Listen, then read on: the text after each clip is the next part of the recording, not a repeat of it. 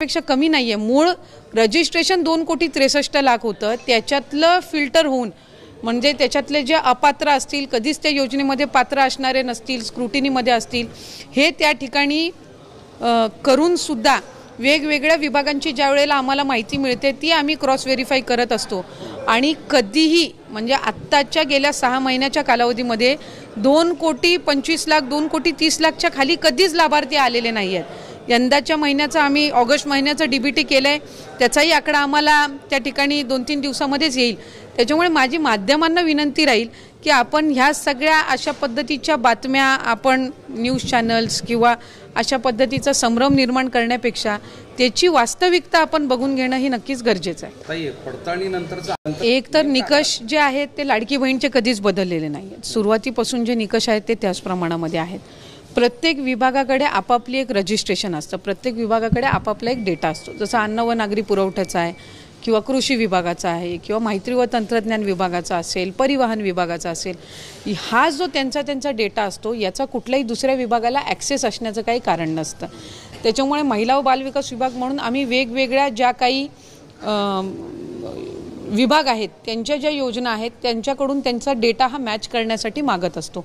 आणि ही routine procedure आहे, ही सगळ्या योजनांमध्ये होते। फक्त लाडकी बहीण योजना ही सुरुवातीपासून फारच प्रसिद्ध आहे, ती महिलांमध्येही पॉप्युलर आहे, ती विरोधकांमध्येही पॉप्युलर आहे आणि ती लोकप्रतिनिधी म्हणून आमच्या सगळ्यांसाठी किंवा महायुतीच्या सरकारसाठी सुद्धा महत्त्वपूर्ण आहे। त्याच्यामुळे साधारणपणे प्रत्येक जी स्कीम आहे याचं डेटा व्हेरिफिकेशन, त्यांची ऑडिट, ह्या सगळ्या गोष्टी होत असतात। आता साधारणपणे लाडकी बहीण योजनेच्या मध्ये सुद्धा आम्ही डिसेंबर-जानेवारी महिन्यामध्ये कृषी विभागाचा आम्ही डेटा त्या ठिकाणी मागवला होता। म्हणजे आम्ही मागवला होता खरं तर ऑक्टोबरच्या आधी, पण मधल्या कालावधीमध्ये आचारसंहिता होती विधानसभेची, त्याच्यानंतर आम्हाला तो डिसेंबरच्या अखेरीस जानेवारीच्या पहिल्या आठवड्यामध्ये प्राप्त झाला। मग त्याच्यामध्ये जे नमो शेतकरीचे लाभार्थी होते ते आम्ही लाडकी बहीणमधून त्यांना 500 रुपये आणि नमो शेतकरीमधून 1000 म्हणजे एकूण त्यांना 1500चा लाभ अशा पद्धतीनं त्यावेळेला रुजू केलं। अन्न व नागरी पुरवठाकडनं तर आम्हाला जे शिधाधारक असतात किंवा जे तुमचं पिवळा आणि केशरी कार्डधारक असतात तो डेटा त्या निमित्ताने मिळाला। परिवहन विभागाकडनं एक काही मर्यादित आम्हाला डेटा मिळाला। IT चा म्हणजे इन्कम टॅक्सचा आम्ही डेटा केंद्राकडून मागवला होता, तो आम्हाला या आठवड्याभराच्या कालावधीमध्ये ती एक आम्हाला अपेक्षित आहे की त्याचं एक इम्प्लिमेंटेशन विभागाकडून त्या ठिकाणी होईल। मधल्या कालावधीमध्ये माहिती व तंत्रज्ञान विभागाने एक 25-26 लाखाच्या डेटाची आम्हाला माहिती दिली। आता एक गोष्ट आपण समजून घेणं आहे की त्यांच्याकडे जितका डेटा आहे तो सगळा त्यांनी दिला, त्याच्यानंतर आम्ही त्याच्या क्रॉस व्हेरिफिकेशनची सुरुवात केली। आता त्या 26 लाखामधले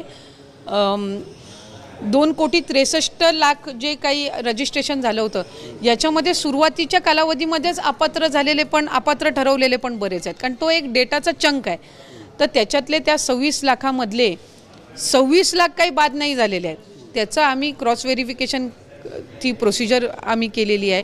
अंगणवाडी सेविका, मदतनीस या ग्राउंड लेवलवर जाऊन त्यांनी प्रत्येक ठिकाणी व्हेरीफाय केलेलं आहे आणि ते आमच्याकडे साधारणपणे या 1-2 ह्या एखाद आठवड्याच्या कालावधीमध्ये ते सगळंच आमच्याकडे जे काही एकत्रीकरण आहे त्या सगळ्या जिल्ह्यांचं रिपोर्टचं तेही आम्हाला प्राप्त होईल आणि त्यानुसार जे पात्र लाभार्थी आहेत त्यांना लाभ त्या ठिकाणी सुरू राहणारच आहेत आणि त्या डेटामधले जे अपात्र आहेत जी काही असतील 2-4 लाख 5 लाख जी काही असतील त्यांना निश्चितपणाने त्यांचा जो लाभ आहे तो त्या ठिकाणी जो थांबवण्यात आलेला आहे तो कंटिन्यू तसाच राहील, म्हणजे तो पुढेही थांबवण्यात येईल।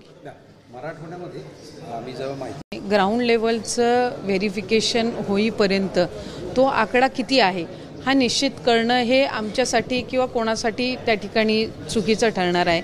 काही अशा आहेत की त्यांना माहिती आहे की त्यांनी दुसऱ्या योजनेचा लाभ घेतलेला आहे, तरी त्यांनी त्यावेळेला फॉर्म भरलेला होता। आणि तुम्ही एक गोष्ट समजून घ्या की पोर्टलवर असो किंवा मॅन्युअली असो, ज्या वेळेला फॉर्म अपलोड केला गेला त्याच्यामध्ये त्यांचं सेल्फ अटेस्टेशन घेतलेलं आहे, म्हणजे त्यांनी स्वतः माहिती द्यायची की त्यांनी कुठल्या स्कीमची त्या ठिकाणी लाभ घेतलाय की नाही घेतलाय।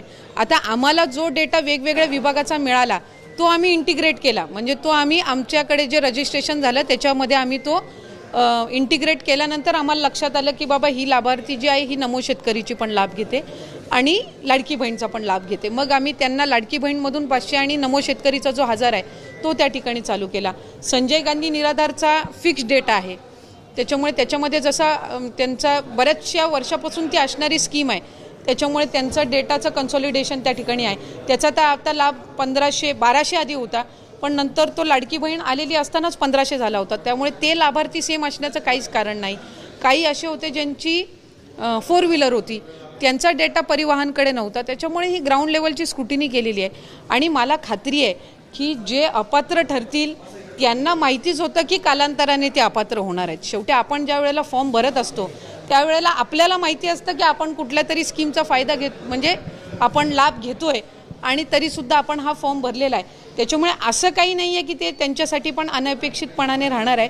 शेवटी तो डेटा व्हेरीफाय झाल्यानंतर सरकारी जे कर्मचारी आहेत त्यांच्याकडून ती रक्कम वसूल करण्याचा निर्णय हा विभागाने घेतला, शासनाने घेतला. मंत्रिमंडळाच्या बैठकीमध्ये सुद्धा राज्याचे मुख्यमंत्री आणि दोन्ही उपमुख्यमंत्री मंत्रिमंडळांसमोर त्या ठिकाणी तो आम्ही ठेवला, आणि त्यानुसार सरकारी चलांच्या माध्यमातून ते राज्याच्या तिजोरीमध्ये येण्याची प्रक्रिया ही त्या ठिकाणी सुरू आहे. त्याच्यामुळे कुठल्याही पात्र लाभार्थ्यावर अन्याय होऊन देणार नाही ही दक्षता विभाग म्हणून आम्ही घेतो. मी आपल्याला म्हटलं की साधारणपणे त्याच्यामधली वेग स्टेटमेंट करणं हे मंत्री म्हणून सुद्धा माझ्या पद्धतीनं मला वाटतं ते योग्य राहणार नाही. पण कुठलीही योजना जर असेल, आपण समजून घ्या की त्याच्यामध्ये काही प्रमाणामध्ये काही पर्सेंटेजमध्ये एरर हा होत असतो, पण त्याच्यामध्ये स्क्रुटिनी हा दरवर्षीची ही साधारणपणे प्रक्रिया आहे, आणि ती फक्त लाडकी बहीण नाही, ती सगळ्या स्कीममध्ये होत असते.